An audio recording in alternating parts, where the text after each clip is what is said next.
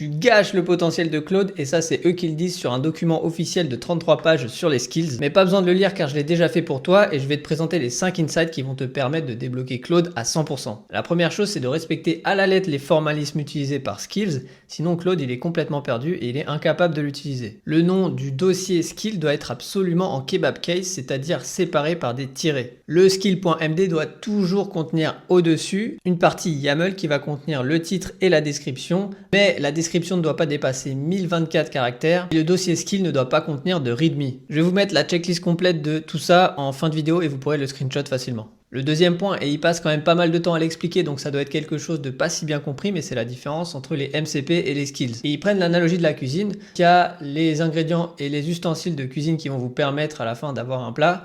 Donc ça, c'est les MCP qui sont des outils qui vont faire des appels à des services extérieurs. Et puis il y a la recette de cuisine, c'est-à-dire comment on va utiliser ces outils pour réaliser notre plat, et ça c'est les skills. Et on va même voir que les skills sont utilisés pour améliorer les MCP. Le troisième point c'est que Anthropic, durant leur recherche, ils ont délimité 3 types de skills différents. Le premier type ça va être sur la création d'assets et de documents, donc soit du code, du design, des présentations PowerPoint. Le deuxième type ça va être de créer des automatisations, donc ça peut être un workflow qui présente plusieurs étapes techniques à faire les unes à la suite des autres. Et le troisième, on en parlait, c'est d'améliorer l'utilisation des MCP. Parce qu'il y a de grandes chances que si vous donnez un MCP à une IA, elle fasse un peu n'importe quoi avec, tandis que si vous la guidez avec un skill, eh ben ce sera beaucoup plus propre. Le quatrième point, c'est les 3 choses que doit contenir votre description en haut de votre skill. Que fait le skill exactement? Quand est-ce qu'il est déclenché? Et tous les outils auxquels il a accès. Et avant de vous donner la dernière insight, n'hésitez pas à me dire si vous voulez une partie 2. Et le dernier point, c'est la checklist officielle de Anthropic pour créer des skills de A à Z de façon efficace.